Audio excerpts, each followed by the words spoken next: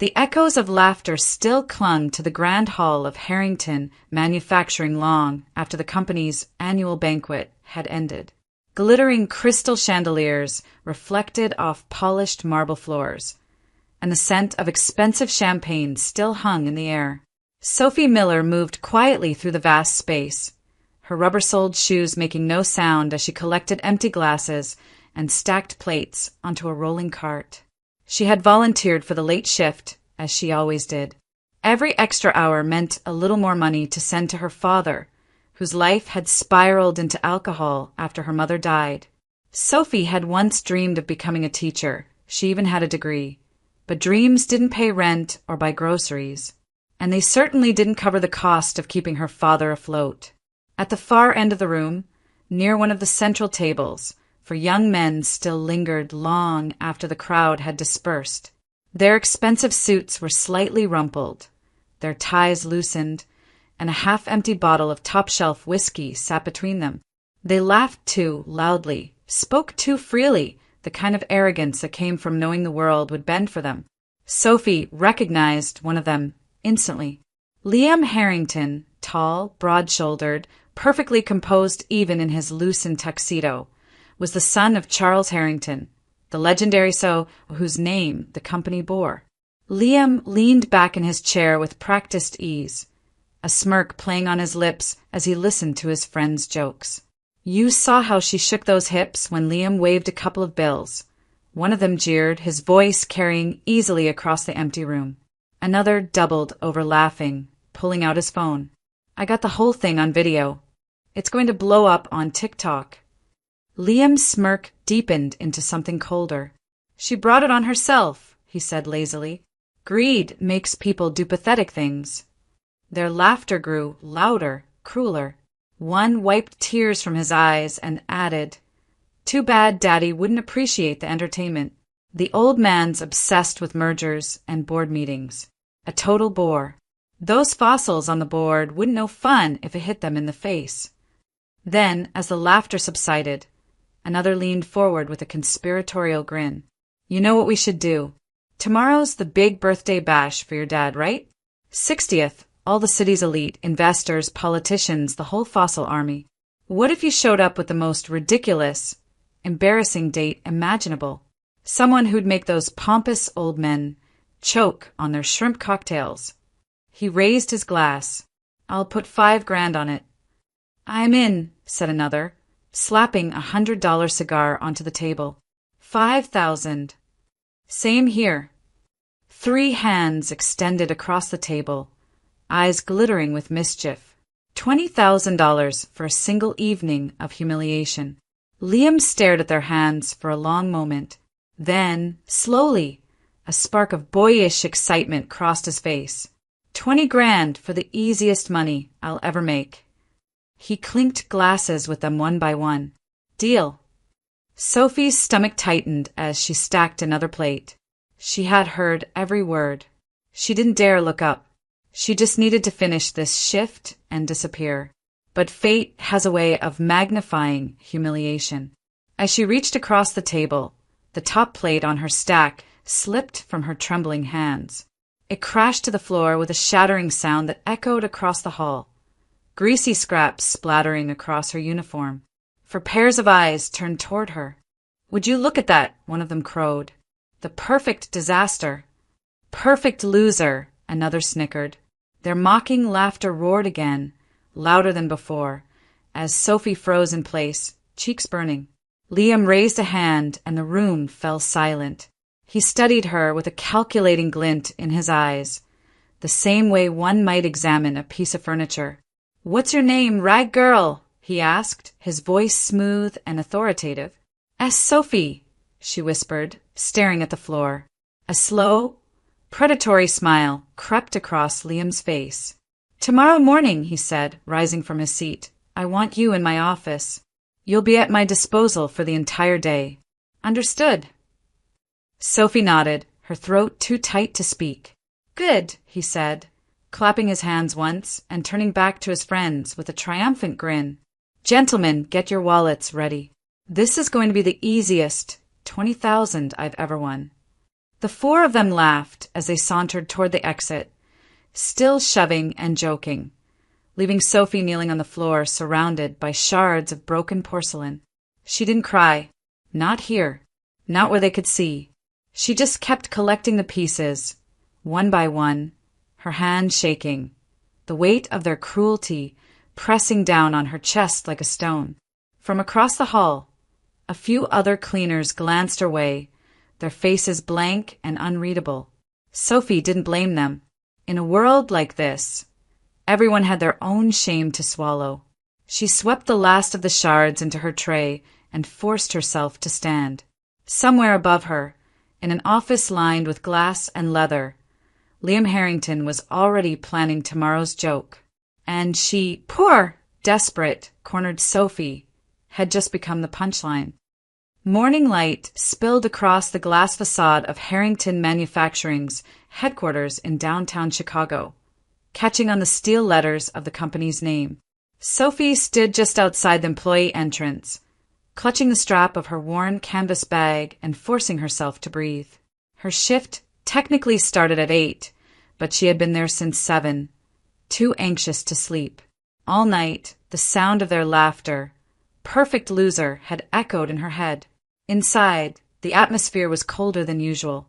The lobby, usually buzzing with polite chatter, was subdued. As Sophie wheeled her cleaning cart across the marble floor, the elevator doors slid open and a woman in a pencil skirt and heels stumbled out, her mascara streaked from tears. She clutched a small cardboard box filled with personal belongings. No one spoke to her. They stepped aside in silence as she hurried toward the revolving doors. Sophie recognized her, a junior accountant who had been laughing too loudly at last night's after-party. "Poor thing," one receptionist whispered to another. "Charles fired her first thing this morning." He was furious when he heard what happened. Sophie's heart pounded harder. If they were firing people over that night, what chance did she have? Upstairs, raised voices spilled from the hallway leading to the executive offices. Sophie froze as she passed by, the words too sharp to ignore. "Do you have any idea what you've done?" The deep, thunderous voice belonged to Charles Harrington. It carried the weight of decades of authority, a man who had built an empire from nothing. "My board is laughing behind my back because my son thinks he's the ringmaster of a circus." "Calm down, Dad," Liam replied, his tone casual, infuriatingly dismissive. "It was a joke." "A joke?" Charles's fist slammed against a desk. A young woman was humiliated, a career ruined, and now there's a video circulating of it all. You think that's funny? You think that's how leaders behave? There was a pause, then Liam's voice again, smoother, colder. "People will do anything for money. It's not my fault she didn't think ahead. Maybe she'll learn a lesson." "Enough!" Charles snapped. "Today is my 60th birthday. It is my night, and you will not embarrass me again. No bets, no games, no childish stunts. Do you understand me, Liam?" A beat of silence. "Yeah, sure. You know me," Liam muttered. Charles's footsteps stormed past the door, the scent of his cologne lingering even after the elevator doors closed. Sophie exhaled slowly and pressed a hand to her chest. The image of that crying accountant burned in her mind. Maybe she should quit before they had the chance to fire her. But quitting wasn't an option. Rent was due next week. Her father's rehab payments were late again. She needed this job. "Come in," a voice said sharply from behind the frosted glass door. Sophie, startled, Liam was looking straight at her through the office window. She swallowed hard and stepped inside. The room was vast, lined with floor-to-ceiling windows overlooking the Chicago skyline. Liam sat behind a mahogany desk, spinning a pen between his fingers, his jaw tight. Charles's words had clearly stung, but his expression shifted to a lazy smirk the moment their eyes met. "Punctual. Good." He leaned back in his chair. "We have an important evening ahead of us." Sophie clutched the strap of her bag tighter. "Mr. Harrington, I don't want to do this." Please. It'll be humiliating. Everyone will laugh at me. Liam tilted his head, feigning thoughtfulness. One night of humiliation or unemployment starting today. His voice was smooth but merciless. If you walk out that door, I'll make sure security collects your badge before you reach the lobby. Her breath caught. She thought of her father, the man who had once quoted poetry over breakfast, but now barely remembered to eat without her reminding him. She thought of the past due notices on her kitchen table. She couldn't afford pride. Not today. What do I have to do? She whispered. Liam's smirk widened. Be yourself. He rose from his chair, circling the desk until he stood just inches from her. Be exactly who you are, clumsy, awkward, out of place. That's all I need. You'll do just fine. Heat crept up Sophie's neck. She bit the inside of her cheek to stop the tears from rising. Liam opened his wallet and pressed a handful of bills into her palm. Here, around 600. Buy yourself a dress. And a proper hairstyle. My driver will take you and bring you back. Don't even think about running off. The door opened and a tall man in a black suit stepped in, the driver silent and watchful. Sophie realized he wasn't just transportation. He was there to make sure she followed orders. Half an hour later, she stood under the harsh lighting of an upscale boutique, surrounded by silk and satin she could never afford. The driver waited just outside, arms folded. She could choose anything she wanted, sequins, plunging necklines, bold colors, but none of it felt right. Instead, Sophie's hand settled on a deep crimson dress, simple and timeless. No glitter, no extravagance, just clean lines and quiet dignity. She paired it with modest heels and had her hair swept into a soft, elegant bun at a nearby salon. When she caught her reflection in the mirror, a different woman stared back. Not a joke, not a punchline. A quiet defiance lived in the tilt of her chin. If she was going to be paraded as a fool, she would do it on her terms. The rain had started to fall over Chicago by late afternoon, misting the windows of the small restaurant tucked away on a quiet side street not far from the river. Liam Harrington sat at a corner table, scrolling absently through his phone, but his thoughts were miles away. His father's voice from that morning still rang in his ears, heavy with disappointment and anger. Charles Harrington had built an empire from the ground up, and yet his son, his only heir, seemed determined to tear it down with arrogance and foolish stunts. Liam clenched his jaw and shoved the phone into his jacket pocket. Tonight he would win the bet and prove he didn't care what anyone thought. Not his father, not the board, not anyone. And then Sophie walked in. For a moment he forgot how to breathe. Gone was the trembling, messy janitor in the shapeless uniform. The woman stepping into the restaurant wore a deep crimson dress that hugged her frame with quiet elegance. Her hair, swept into a soft bun, framed her face delicately. She moved with poise, not swagger, with dignity, not desperation. Liam's phone slipped from his hand and clattered onto the table. "Sophie," he asked, his voice lower than he intended. "Yes," she said simply, meeting his eyes before sliding into the seat he held out for her. "You cleaned up well," he murmured, trying to summon his usual nonchalance, but failing. There was something disarming about her composure, something that didn't fit into the joke he had planned. "I did what you asked," Sophie replied calmly. "I'm here, dressed for your game. But before tonight goes any further, I want to understand why you're doing this." Liam raised an eyebrow, leaning back in his chair. "Why?" He gave a short laugh. "Because it's funny. Because my friends, and I needed some entertainment. Because life's too boring when everything's handed to you." She didn't blink. "Or because you're terrified of disappointing your father." The words landed like a stone. Liam's smirk faltered. "Excuse me." "You hide it well," Sophie continued softly, "behind arrogance and bets and cruelty. But you wouldn't go to this much trouble if his opinion didn't matter. You want to prove something, maybe to him, maybe to yourself." Silence stretched between them. Rain tapped against the window pane. Finally, Liam exhaled and looked away. You think you've got me figured out, huh? No, she said, her voice gentler now. But I think I understand more than you realize. Sophie folded her hands on the table and took a steadying breath. I grew up in a university town. My parents were professors, literature, and art history. We never had much money, but we had books, music, and each other. Then my mother got sick. We lost her. And my father, he never recovered. He drinks now. Most days, he doesn't even leave the house. So I left school. I work wherever I can. And every month I send him money so he can eat and pay rent. I clean floors because it's the only way to keep him from disappearing entirely. Her words were quiet but unwavering. Liam listened, his fingers tightening around the edge of the table. I didn't choose this life, she said, but I choose to stay, because someone has to. Something shifted in Liam's expression, the cocky veneer thinning. He rubbed a hand over his jaw and spoke without looking at her. I was 12 when my mother died. My father, he was devastated, but instead of falling apart, he buried himself in work. And then he expected me to be perfect, to be him.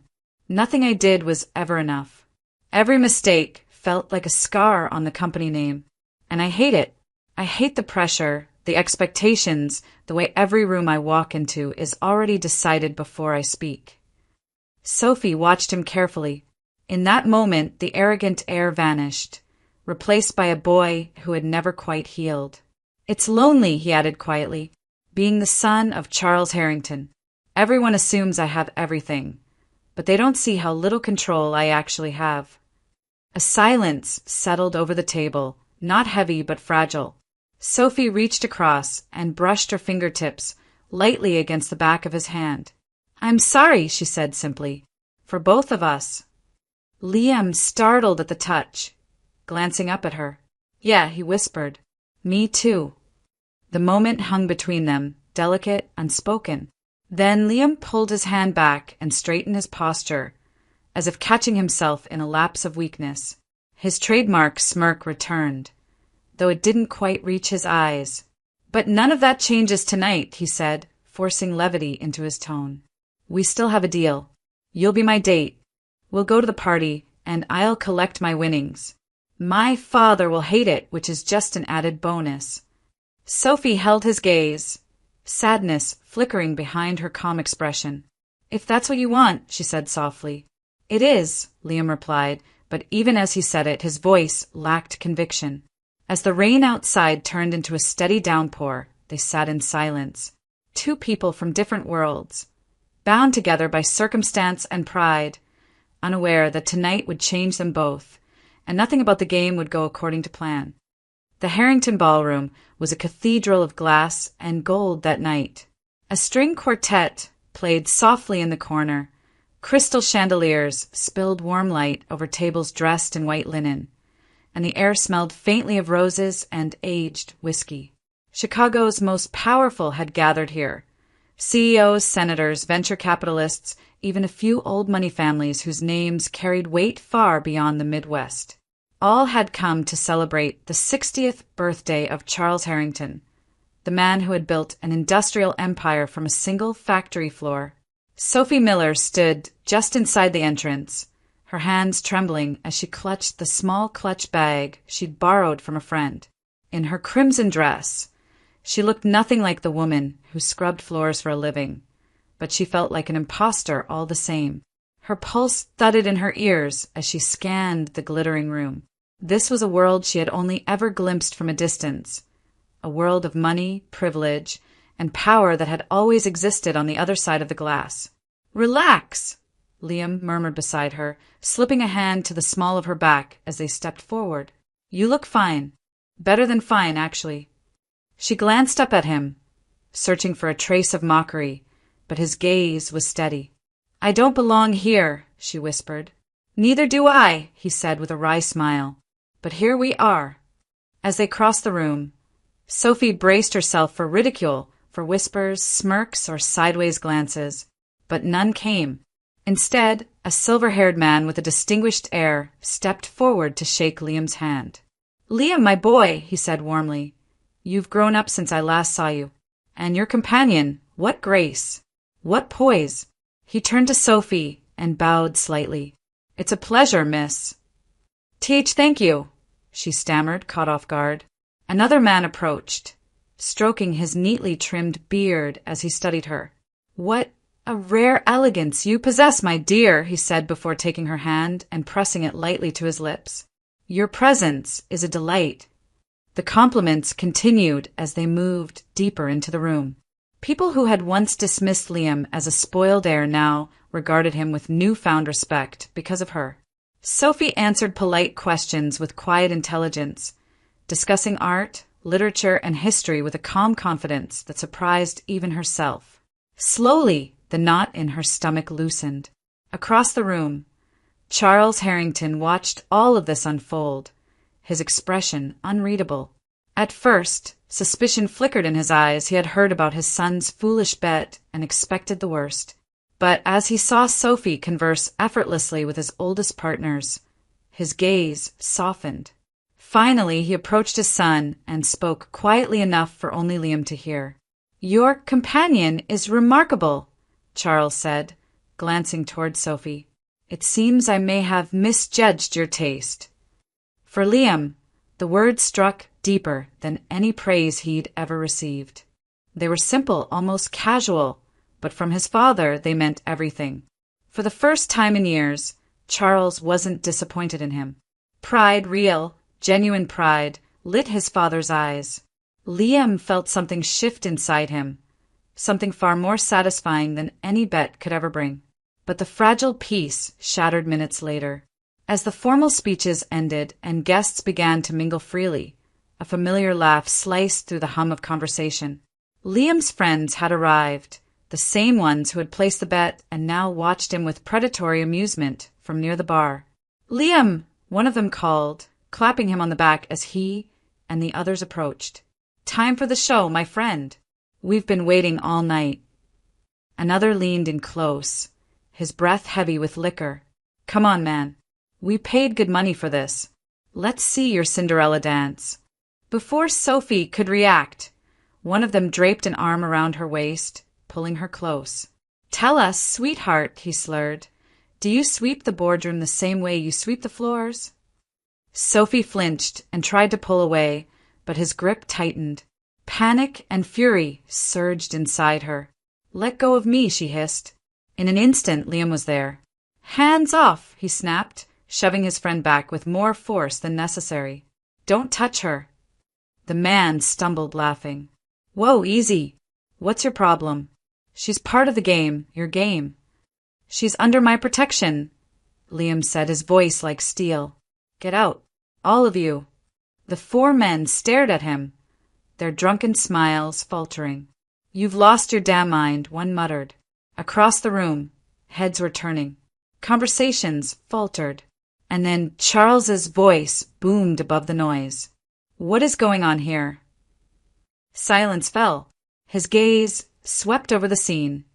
Sophie pale and shaking, Liam standing defensively in front of her, and the group of drunken young men retreating like chastised schoolboys. Fury darkened the CEO's face. "This is my celebration," Charles thundered, "not a playground for your juvenile antics."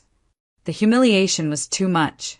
Sophie's breath came in short, sharp bursts as the stares around her multiplied. Whispered speculation rippled through the crowd. Before anyone could stop her, she turned and fled, her heels clicking across the marble floor as she pushed through the ballroom doors and into the night. She didn't see Liam lunge after her, stopped only by his father's furious hand on his arm.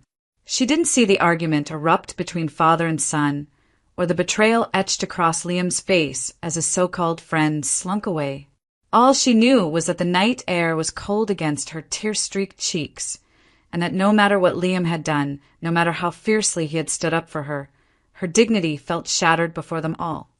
The morning after the disastrous party dawned gray and heavy, as though even the sky shared Sophie Miller's dread.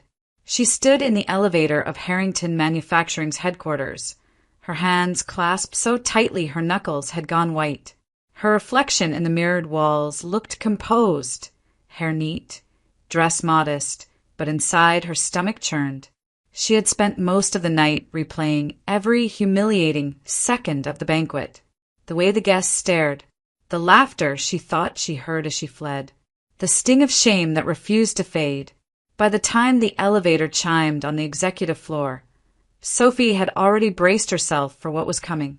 She imagined security waiting by the door, a termination letter ready for her to sign, maybe even a polite escort out of the building. She had accepted it. It was better than walking through these halls with whispers following her everywhere. But when she was ushered into Charles Harrington's office, the scene that greeted her was nothing like she expected. The CEO of Harrington Manufacturing sat behind his massive oak desk, his posture imposing, but his expression strangely soft. "Please sit," he said, gesturing to the chair across from him. Sophie hesitated before lowering herself into it. "Mr. Harrington," she began, her voice barely above a whisper, "I want to apologize for what happened last night. I never meant to cause a scene. If you want me gone, I understand." Charles lifted a hand, silencing her. "There was a scandal last night," he said slowly, "a disgraceful display of arrogance and immaturity. But not from you." Sophie blinked, unsure if she had heard him correctly. "You have nothing to apologize for," Charles continued, his tone firm now. "In fact, I owe you thanks. Last night, for the first time, I saw my son as something more than the reckless boy who spent his life disappointing me. I saw him defend someone. I saw him choose dignity over foolishness." The door opened behind her before Sophie could respond. Liam stepped into the room, his usual confident stride replaced with something quieter, humbler. His eyes found hers immediately, and in them she saw no trace of the arrogant man who had mocked her days before. "Sophie," he said softly, taking a seat beside her, "I owe you an apology. For everything. The bet, the humiliation, the way I treated you. I was a coward hiding behind people who didn't care about me." She stared at him, unsure what to say. "I told them this morning that I'm done," Liam continued, his voice steadying. "Those so-called friends, they're out of my life. And out of this company. I don't want anything to do with them again." Charles nodded approvingly. "I've already begun the process of cutting ties with them professionally. People like that corrupt everything they touch. I will not have them anywhere near this business." The words settled over the room, heavy and real.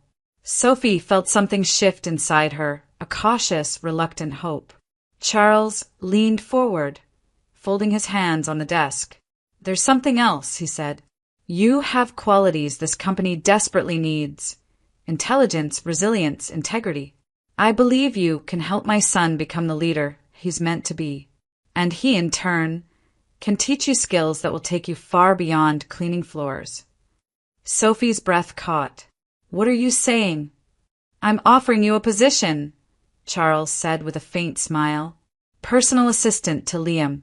Work closely with him. Keep him grounded, and learn everything you can about management and business. I believe the two of you can make each other better." The room fell silent. Sophie stared at her hands, the weight of the offer pressing down on her. This was more than a job, it was a chance to rewrite everything. But the memory of the humiliation still burned, and she knew she couldn't accept without one condition. "I'll do it," she said finally, lifting her gaze to meet Charles's. "But only if Liam promises to leave his childish bets behind. Forever." Liam didn't hesitate. He smiled, not the smirk she had grown used to, but something genuine, warm, and disarmingly sincere. "I swear it," he said. "No more bets. No more games. From now on, I'm all in. On the company, on doing better, on earning your trust." Something unspoken passed between them then, an understanding, fragile but real. Sophie nodded slowly. "Then yes, I'll do it." Charles allowed himself a small, satisfied smile. "Good," he said. I have a feeling this is the start of something extraordinary. When Sophie left the office that morning, the air felt lighter, the sky brighter. She wasn't sure what the future held, but for the first time in a long time, it felt like she was walking toward something instead of running away. And as for Liam, he watched her go with the quiet certainty that his life, too, had just changed course forever. 3 years later, the headquarters of Harrington Manufacturing looked different, brighter, more open, humming with an energy it hadn't known before. The same glass tower that had once felt cold and distant now buzzed with collaboration and innovation. New departments had been born, old systems had been rebuilt, and the company had transformed from a rigid industrial giant into a forward-thinking powerhouse that set standards for the entire Midwest. And at the heart of that transformation were two people whose story had begun as a cruel joke. Sophie Miller walked through the hallways now with quiet confidence, greeting employees by name, pausing to listen when someone stopped her with a question or an idea. It had become a common sight. Department heads seeking her input before pitching a new initiative, interns asking for advice on navigating their careers. To many at Harrington, Sophie wasn't just the CEO's right hand. She was the company's compass. Her empathy, her intelligence, and her unwavering belief in people had created a culture that thrived on trust rather than fear. "Morning, Sophie," called a young project manager as she passed. "Got a minute later to review the prototype deck?" "Of course," she replied with a smile. "Send it over. I'll look at it before lunch." There had been a time when Sophie doubted she belonged here at all, when she had walked these same halls with her head down, invisible and insignificant. Now, she couldn't imagine being anywhere else. And yet, what made the transformation most remarkable wasn't just her growth, it was Liam's. In the boardroom upstairs, Liam Harrington stood before a group of executives, outlining a bold new expansion plan. The young man who once scoffed at responsibility had disappeared. In his place was a leader, visionary, driven, but grounded. He spoke not of profits and power, but of sustainability, innovation, and legacy. "This isn't just about growth," Liam said, his tone firm but passionate. "It's about building something that lasts. A company that respects its workers, uplifts its communities, and adapts to the future. That's the Harrington we're building now." The room erupted in applause. Charles Harrington, seated at the head of the table, said nothing for a long moment, but the faint smile tugging at the corners of his mouth spoke volumes. Pride radiated in his eyes, not the pride of a man pleased with a quarterly report, but of a father who had watched his son become everything he'd once doubted he could be. Later that evening, the three of them shared dinner in Charles's townhouse overlooking Lake Michigan. It had become a tradition, a monthly meal, no business talk, just family. Over bowls of Charles's favorite clam chowder, they laughed about boardroom blunders, childhood stories, and the small absurdities of corporate life. At one point, Charles raised his glass toward Liam. "You know," he said with mock solemnity, "I wasn't sure you'd ever get here. There were years I thought you'd burn this company to the ground just to spite me." Liam chuckled, glancing at Sophie beside him. "Honestly, so did I." He turned back to his father, his smile softening. "But I had help." Charles followed his son's gaze and nodded, a rare warmth filling his voice. "Yes, and I'm grateful for that help every day." When the plates were cleared and the conversation turned quiet, Liam leaned back in his chair, looking at Sophie with a grin that still carried a trace of the boyish charm she had first met. "You know," he said, "I think about it sometimes, the bet. $20,000. It seemed like such a big deal back then." Sophie raised an eyebrow. "And now?" "Now." Liam laughed, shaking his head. "It's nothing. Absolutely nothing compared to what I actually won." He reached across the table and took her hand, "because that ridiculous, humiliating bet led me to the most valuable thing in my life." Sophie felt her cheeks warm as Charles pretended to clear his throat loudly. All right, that's enough sentimentality for one night, he teased, but his eyes betrayed his happiness. As the evening faded into a soft Chicago night, Sophie and Liam walked home together beneath the glow of the city lights. Their lives were unrecognizable from what they had been 3 years earlier. They were partners, in business, in love, in purpose. The company they guided together was thriving, not just because of profit margins or market share, but because it had a soul now. Because they had built something on respect, trust, and shared vision. Standing on the balcony of their apartment, the lake shimmering dark and endless beyond the city skyline, Sophie leaned against the railing and exhaled. "Do you ever think about how it all started?" she asked softly.